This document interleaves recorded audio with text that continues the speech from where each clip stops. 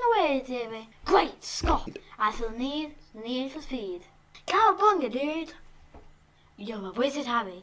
Welcome to the When Harry Met Movies podcast. Ladies and gentlemen, welcome to Harry Met Movies podcast. My name is Harry, my dad. Hi Harry, how are you? Good. I sound very out of breath then. Why is that? I don't know. Just excited for the podcast. Eh. Just in the microphone for the watchers, they'll see me doing it. Dad, I literally gave you time before to prepare. So why I'm doing this, why didn't you tell the listeners and watchers all about our show? Basically, Dad's made films from his childhood and we review them. Yes, we do. So, this is a very special one because this will come out for every year we try and do a Robert Williams film, as he's our favourite. Rest in peace. And instead of doing it on the anniversary of his death, we do it on the anniversary of his birthday. Yeah, which people celebrate that, and so it's like... Yeah, so... Why? This year's film is... Good Morning, Vietnam. Yes, that's right. So, how do we always start the podcast? I challenged Dad with a number of sentences to tell the story. Okay, so it came out in 1987. How many are you going to give me? Hot 7, 3.5? You got 3.5. Adrian Cronauer is... No, so let me start again. No, that's one. Good Morning Vietnam is the story of Adrian Cronauer. It's based on relatively based on a true story. He's a radio DJ shipped into Vietnam to help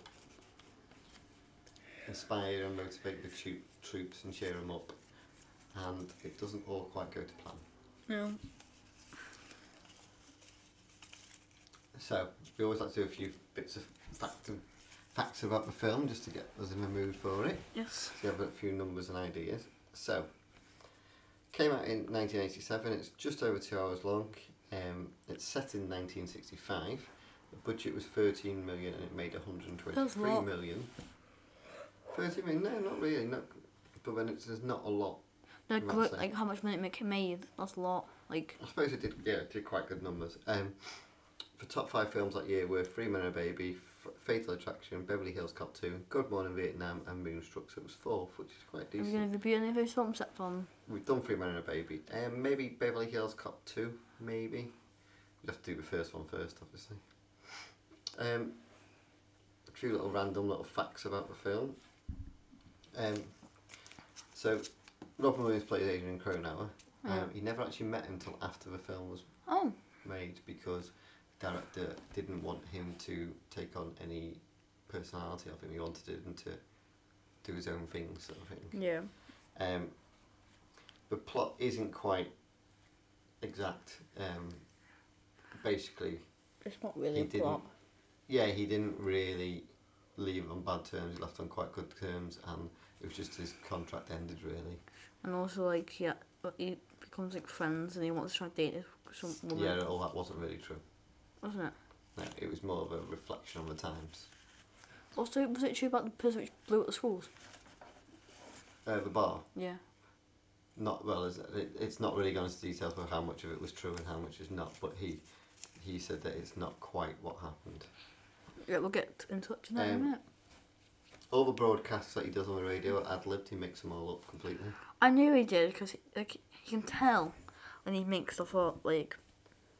The guy who plays the sort of annoying lieutenant that doesn't like him. He's in a very famous film called Godfather 2, which a lot of people consider one of the greatest films ever made. However, he says this is his favourite film that he's made. There was going to be a sequel called Good Morning Chicago, because that's where he went to afterwards, but it never really went through. And they can't even make it now. And Robin Williams, for all the extras from that, would do like stand-up shows for him, just off the cuff. And even though a lot of them were English and couldn't speak it, because of how he was, he still laughed. Yeah. I picked out these questions by hand. Yeah, so we do a quick fire round, don't we? I had to somehow decipher your writing. So, quick fire round. Scariest moment? Probably the bar blows up. Yeah, probably, and the aftermath of it. Yeah. Yeah, I agree. Favourite character? It's a... If you're not... Right, I'm not going to pick Robin Williams' character, I'm going to say his friend. Yeah, I was going to say him. Eddie Garrick. Yeah. Saddest moment. The ending. Yeah, or where he goes and confronts his Vietnamese friend. Yeah. Most iconic scene. Anywhere he says "Good morning, Vietnam." Yeah. Good morning. Good morning, Vietnam. Like Yeah, yeah. Dad, you should do it. Which character would you do a spin-off with? Probably Friend. Yeah, I think that's the only one that's really good at. Would you recommend it? Yes. Well, obviously I did. So. Yes. Like if you got young kids, no. I thought you were about right age. Does it hold up? Yes. Yeah, I agree because it doesn't rely on anything. Maybe some of the jokes. Who would you like to be friends with? Again, I would say as mate. Yeah. Maybe some of the jokes don't hold up and some of the stereotypes maybe. Should they make a sequel? Yes. But no, Not now, but yes, at the time it was quite interesting to see the... I know why... And the final one, which is a really obvious answer, is funniest character. Robin Williams. Robin Williams in it, isn't it? I think this film holds... However, there is a... Yeah, so we jump to start talking about the film, so go on. I think the film holds up slightly. I think maybe some of the jokes and some of the Viennese, like, stereotypes, you could say. Little bits, yeah, but I suppose... But I don't think it's that it's bad. difficult because this is very difficult with stereotyping and inappropriate jokes and stuff. When if you tell him a joke now, it's inappropriate. I think if it's a representation of the time, and it's something they would have said at the time, which they would have, then I'm not convinced it's as bad. Does that make sense? So it's the same with racism and sexism and stuff like that. If you're doing if you were doing a film set in the 13th century, you're going to say stuff, the characters are going to say stuff that it's probably racist, etc., etc. Doesn't mean the film was racist, because it's got to be true to the life at the time, because it's representing a time in history, which is what this is doing. So he would have made jokes like that at that time. Yeah. What did you think of this film, Dad? So this is probably the film that I first saw Robin Williams in. Because you bear in mind that this came out before Mr. Doubtfire came out before Hawk. Would you say this blew up his career? So Robin Williams, he was a stand-up and he did bits and pieces on TV, but then he was in a TV program called Happy Days. Is it a good show? It was like a sitcom where it was basically about a group of teenagers and this guy called Fonzie, who was like older, and he was like the cool guy that they got on with, and in it, Robin Williams played an alien called Mork, and it was like a one-off episode or 2 episodes maybe where him and Fonz interact, and he was that popular that he did a spin-off series called Mork and Mindy where he lived with a woman called Mindy, and it was about him. Is it funny? Learning about Earth. Again, some bits are inappropriate, but it's a sign of the time, so you can't really change it. So that blew up his career. Yeah, massively. And then he did a few films before this. He did Popeye, which would be an interesting one to cover one year. Yeah, I've heard about that because one. It's a bit of a strange one. It's not as good as... He's still funny. It's not as good as they probably wanted it to be, and I don't think it's as bad as people think it is. And the problem is he mumbles a lot in that film, so all this funny stuff, half of it you don't understand. But this was like a perfect showcase for his talent of just ad-libbing. And off the back of this, obviously, he did a lot of stuff where they were just letting him riff and do... Yeah, because, like, I bet they probably had, like, okay, you have to say this, but, like, he's like, nah. What I also picked, the reason I picked this film is because he's known as someone who's really funny.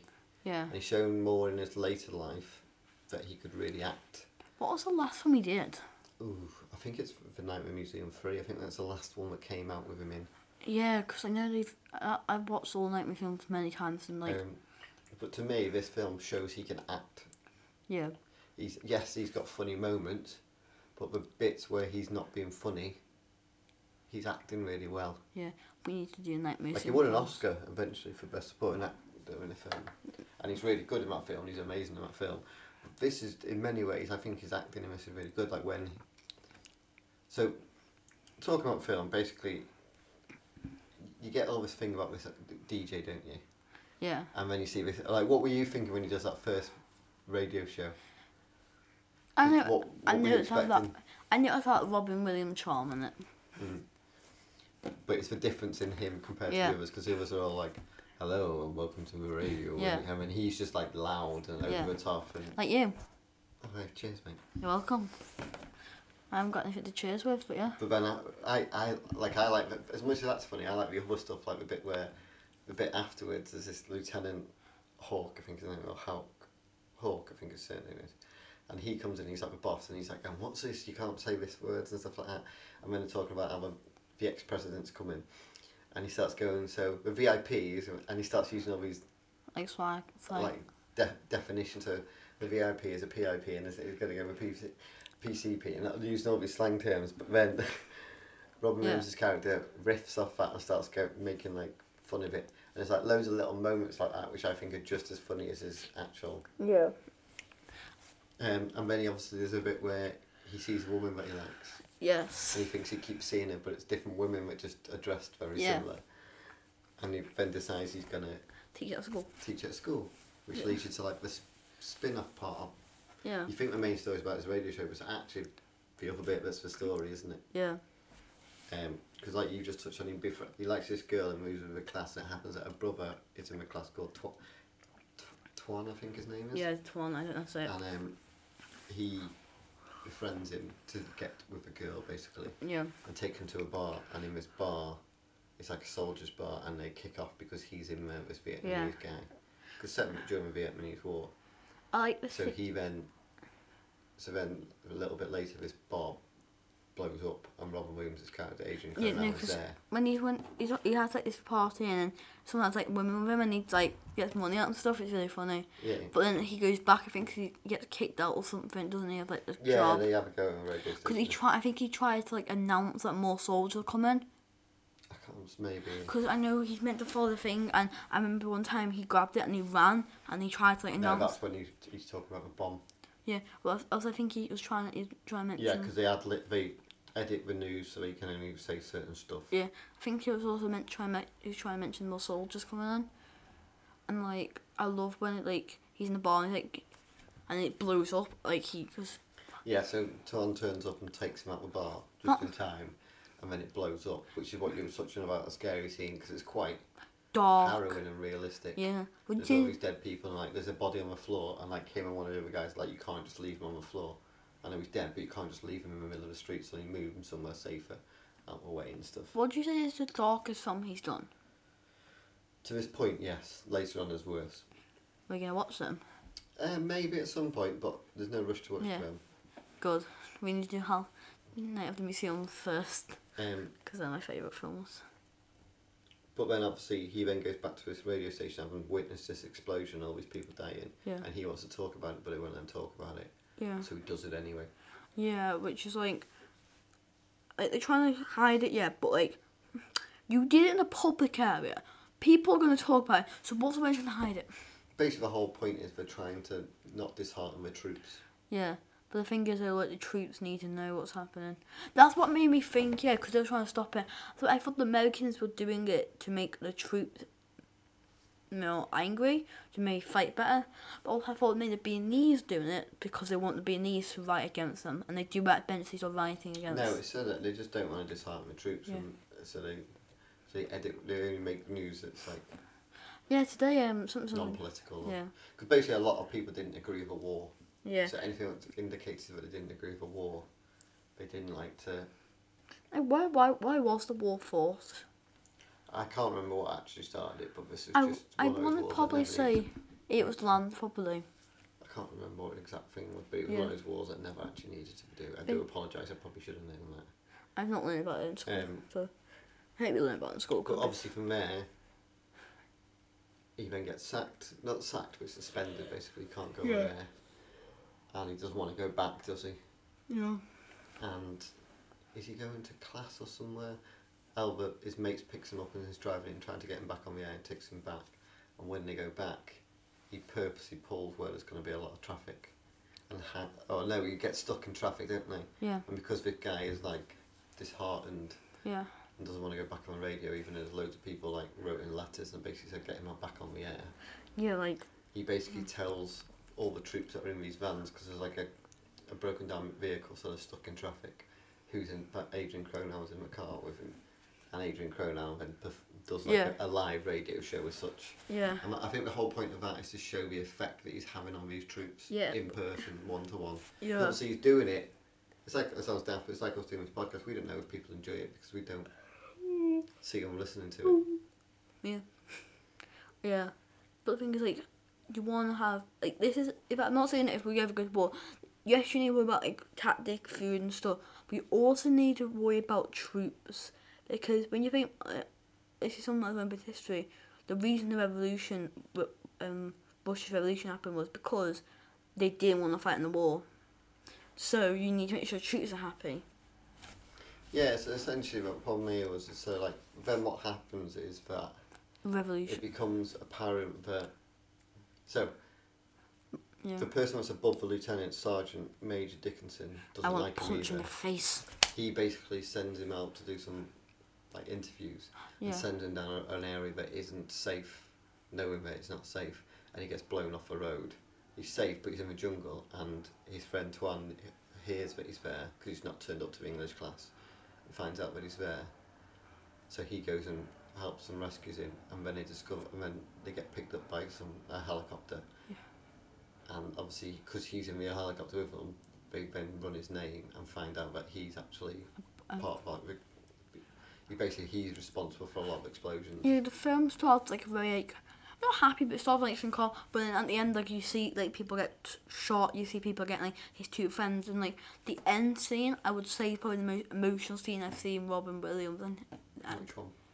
yeah, very end when he's trying to talk to one, and he's like, my friend got shot, and it's like yeah, basically Tuan says how.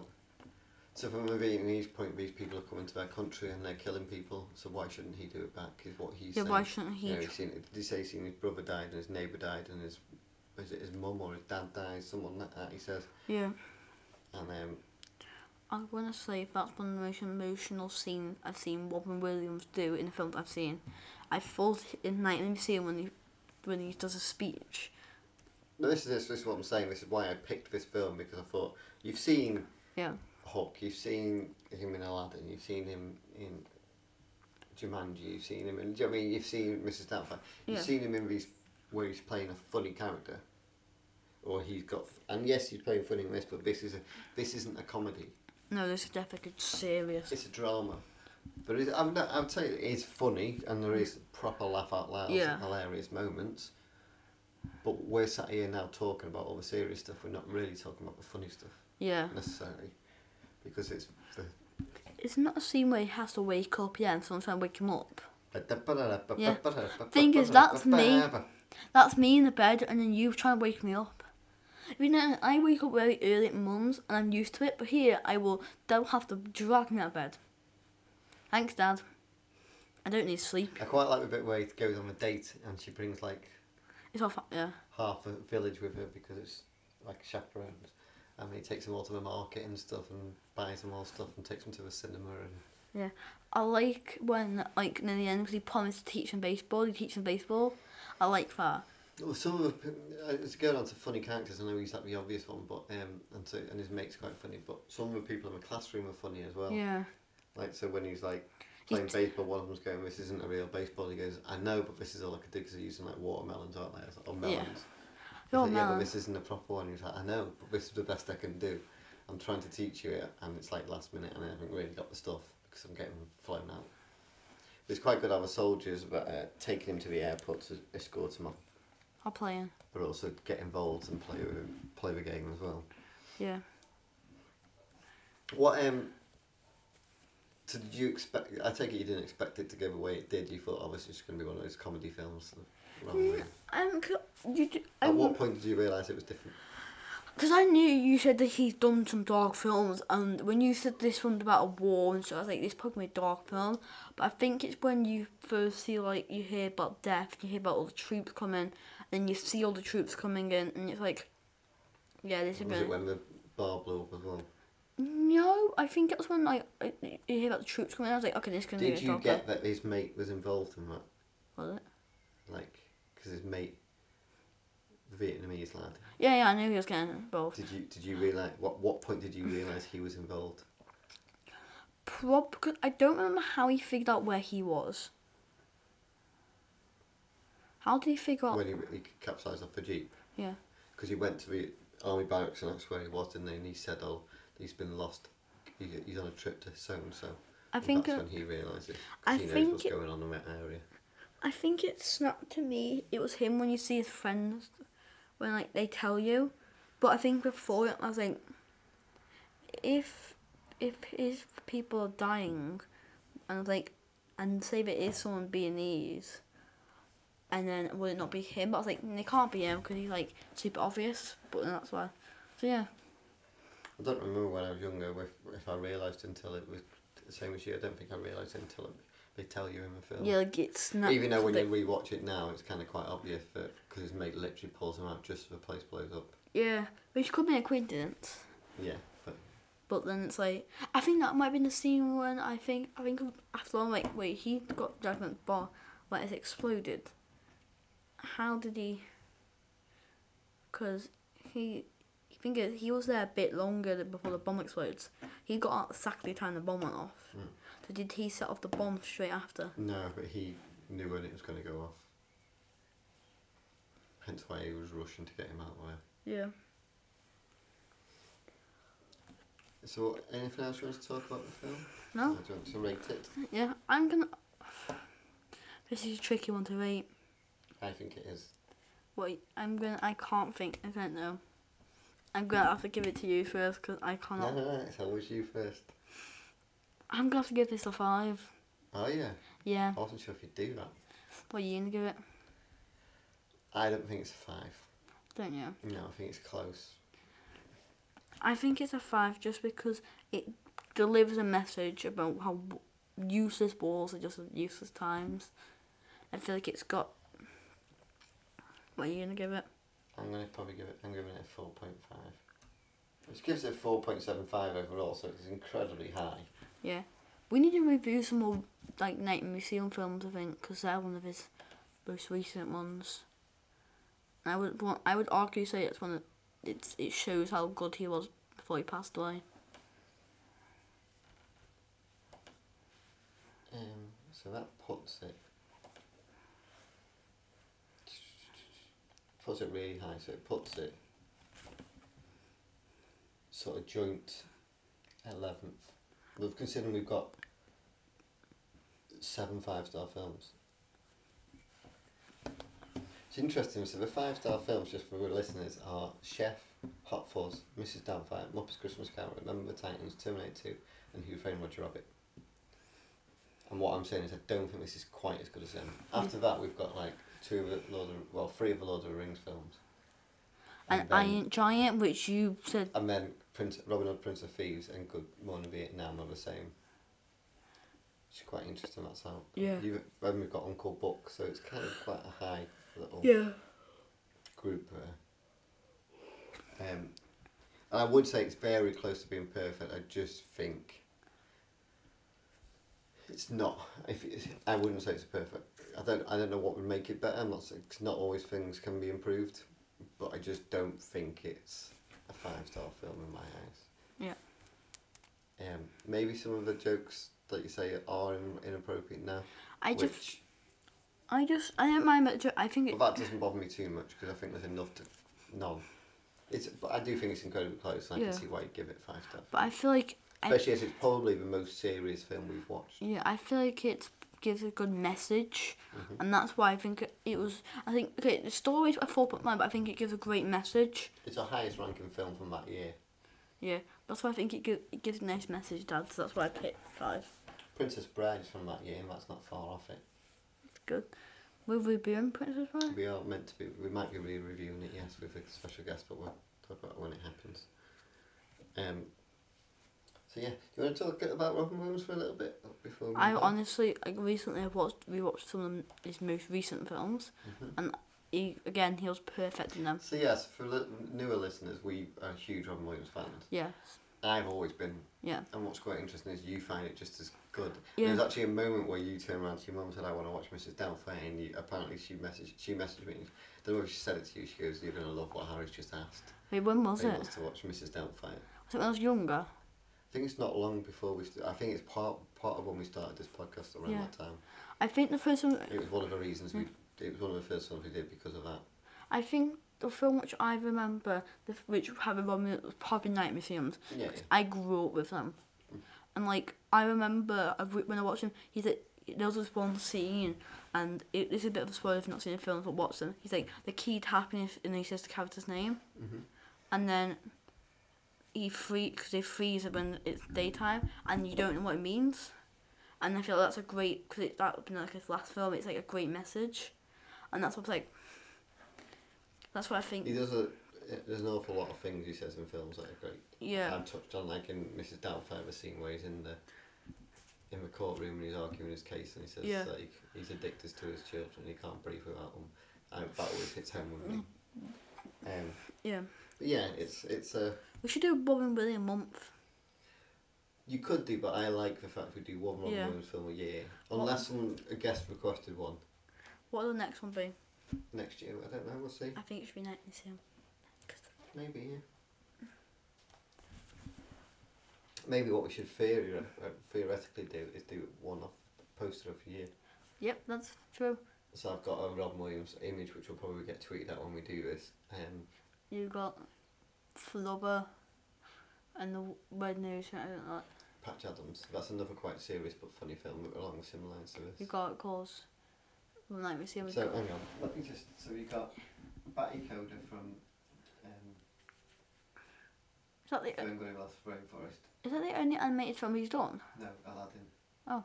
Oh, Robots. He's in Robots as well. He's really good in Robots. Which one? Robots. That's what the film's called. Oh, wait. Wait, he was in what? He was in Aladdin. Aladdin, yeah, he's the genie. Oh, is he? Yes. Oh, yeah.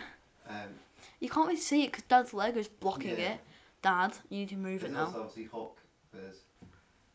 Do you know what we couldn't fit? If we did a month maybe next year we'll do a month. You need to move that picture so on it's his birthday obvious. And we can, because I think you could do an animated one. You could do a serious one, a funny one, and then you could do pick one in Nightmare Museums. I think we need to move that poster. How about that next July? Yeah. We'll switch to it. We'll switch it, and July 1 now will become Robin Williams month. Yeah. We need to move that poster. It's marvellous. You block it with your expensive Lego. Okay, I'll do that. I think we should all put a petition for Dad to make something. We'll move on to our next section, which is a new section, which is the quiz challenge. Get a question on the bottom to block it. So, this is where we get... Oh, I need to get the score chart out. So, I think I'm winning. Quiz challenges, and it's currently 5-3 to me. So if I get a question right, how many have you got? I get a point. If I get it wrong... Wait, how many have I got, Dad? Sorry? How many points have I got? You've got 3, I've got 5, so I'm winning. So basically, if I get it wrong, you get a point. If I get it right, I get a point, obviously. Due to how dyslexia, I tend to read them out, but I can't see the answers. Yeah, and if you get it wrong, we are thinking about doing Disney ones, which we can both have a competition with. I've ordered them. Oh, are they just Disney or the Pixar too? Both, I think. Oh, you're going down with the Pixar ones, Dad. Who is the female buddy who starred alongside Gina Davis in Thelma and Louise? Right. I don't know which way around they are, Thelma and Louise, but if it's the actress, it's Susan Sarandon. So I'm hoping that's the answer. Okay? Okay. Susan Sarandon. I think that's how you say your surname. Yeah, 1 point for you. The Gong Man, or Man with a Gong, is the trademark of which film company? Top Rank, maybe?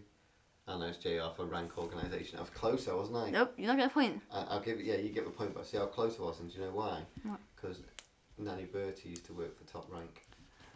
You've got 6 now, and I've got 4. 4. I'm getting close. Which 90s English actor real name is Christine Pandit Bonji? Christina Pandit Bonji, which 90s English actor's real name? I think I'm winning these. Do you know? No, I don't. Do you surrender all your points? I can't now. Sir Ben Kingsley, yeah, of course it is.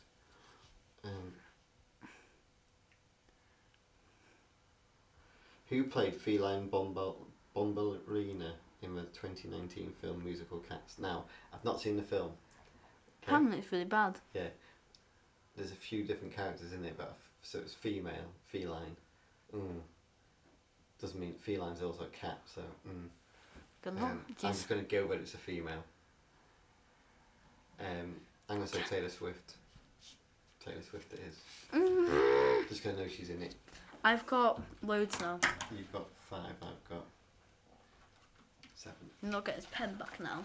You haven't got the right for the pen. So, 5, 7. See what it is when we by the end of this month, and Oh yeah, I'm going to destroy the Disney / Pixar ones. the first episode we record for September, by then we'll have a Disney one, so we can use the Disney ones for that. / Pixar. You go down.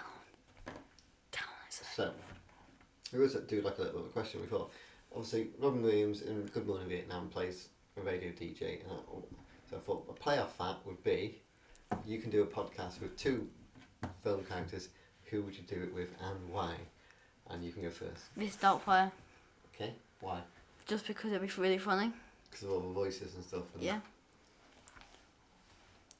Okay, fair enough. And your second one? It's been tricky to think of a second one because having Miss Doubtfire is just like perfect. Okay. So I'm trying. Can I have twins? No.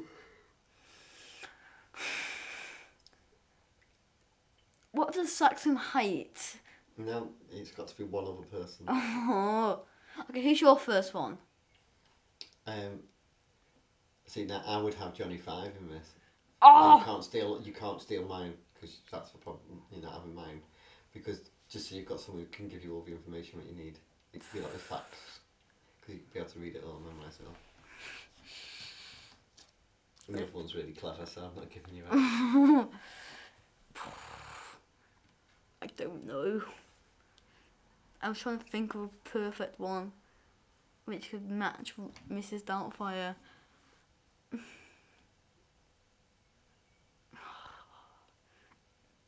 Why can't you have Mrs. Doubtfire? I'll be sick. You can, if you're just gonna.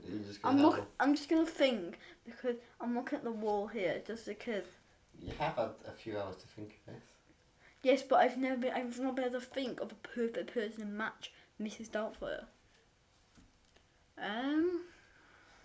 Buddy the Elf. Yeah, but I want someone that's like smart too. Like, something. I'll take Johnny 5 from the second film. I'm joking. Who's a smart character, which isn't Johnny 5? I was gonna say Iron Giant, but he would not be able to speak into the mic. Who is a smart character from film? Doc. You're going to go with Doc Brown? Yeah. Why? Because he's funny. It can be like funny, and he can be very smart. Okay, so I'm having him as well, but the reason is different. I've got changed mine. No, you can have him, but the reason is different. Why? My reason is he'd be really good as a character anyway, because like you say, he's funny and stuff like that, and he's smart. But what you could actually do with this podcast is he could take you back to the day the film was released, and you could watch it in the cinema with an audience. Oh my god, that's so true.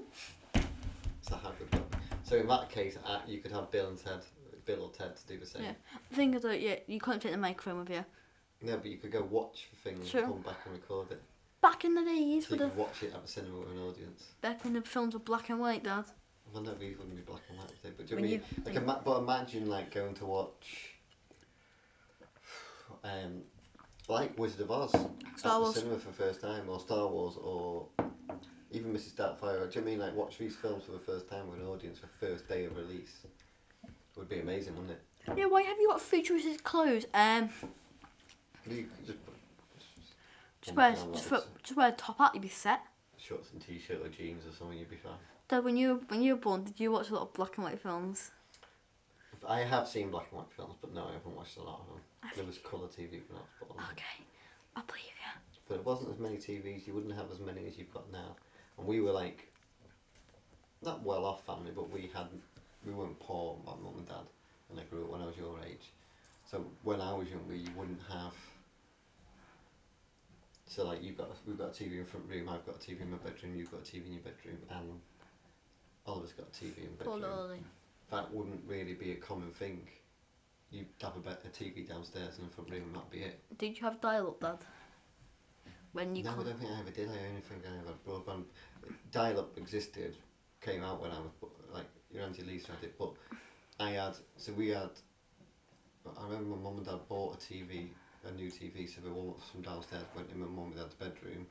We had a little TV in the kitchen, and then me and Auntie Lisa got TVs for Christmas one year, and we were like some of the first kids I knew that had TVs in their bedrooms. Yeah, because I remember like I heard that if someone's using like a call, and you could input the calls and listen in. On the internet, yeah. No, oh yeah. So did you ever do that to with Lisa? a house phone, if you were listening to the phone downstairs and there was another phone in the house, you could pick it up and you could hear. Did you ever do that?